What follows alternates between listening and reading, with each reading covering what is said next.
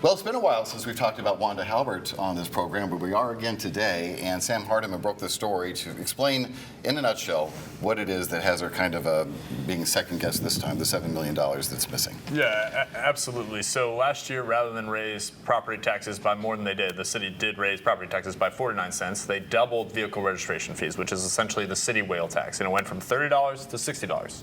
And it was supposed to take effect on July 1st. It allegedly takes effect tomorrow on February 1st. And this period of time, the city of Memphis has not been collecting this doubled fee, which blows a nice hole in the budget of about $6 to $7 million, according to City Finance Chief Financial Officer Walter Person. So that raises the question, why wasn't it collected? And there's a lot of finger pointing going on. And as critical as I've been to Wanda, she may have a point here on a couple of issues. It seems like someone should have spoken up in either the city administration or county administration and said, hey, money's not coming in that we were expecting. Yeah, and so there is a lot of finger pointing. So when I spoke to Clerk Halbert, who was incredibly pleasant during our conversation, she pointed out that she is not part of the city administration. She learned of this, and there's some dispute as to when she learned of this, but she says she learned of it from the broadcast media, that this is how she learned, and that it is not an instantaneous process to change how people pay fees. If it's one price, it's not. It takes, you have to go to the state, you have to change a whole system. That's what she said. The city administration noted that at first the right fee schedule was not provided to Clerk Halbert, and then that was changed in September. Well, if it was changed in September and the right one was provided to Clerk Halbert in September, we're still from September to late January. Tomorrow's February. This will be airing in February. Didn't get collected. And so there is that finger pointing happening. So most viewers know that Wanda Halbert has a rich past since she's been elected to county clerk. Twice now she's been able to avoid ouster attempts, and there's an attempt to keep that alive for a third attempt over financial mismanagement and issues just like this. What are your thoughts about round three here? As a Republican, I always like a tax cut, even if it was accidentally given slightly to you. deferred. And maybe I should be handing out or subsidizing Daily Memphian subscriptions so they can find out when the city changes their tax rates. But honestly, I don't understand this. I mean, I'm not trying to be ugly. Everyone makes mistakes in their job. God knows I do. But I mean, what number are we on of like gross negligence here? Is this like the 18th example?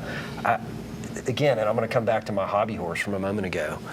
The electorate knew that there were problems with Wanda Halbert.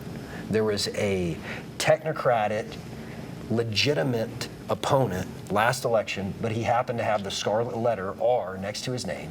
And so the people reelected Wanda Halbert, and then everyone's throwing their hands up and saying, what happened here? We had no idea. There's been a pattern of gross negligence. I don't know how or why she still has her job. And again, I'm not trying to be ugly about it. I'm not trying to be partisan about it. But it's sad because her job is to serve the people. She's failing to serve the people. This is another, sadly, example in a very long line. I don't know what else to say. I'm not.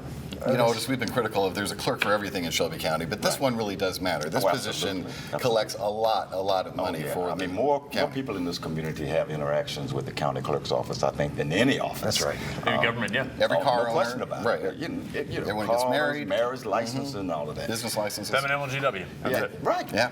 Now, I'm not going to give the Republicans a complete pass here, though. They did not do a good job of promoting and fighting for their candidate in that election. They just did not. They waited too late to give him the support that he needed. They did not. I mean, the news media were pointing out all the months leading up to the election how terrible things were in the clerk's office, but the Republicans could have done a better job. The problem here is, yes, there was some incorrect information that was given. It was corrected by September. It should not have taken to now to have this fee implemented. That is a matter of dysfunction in that office. That's right. And it's not just that. I talked to Mick Wright on Friday. County Commissioner.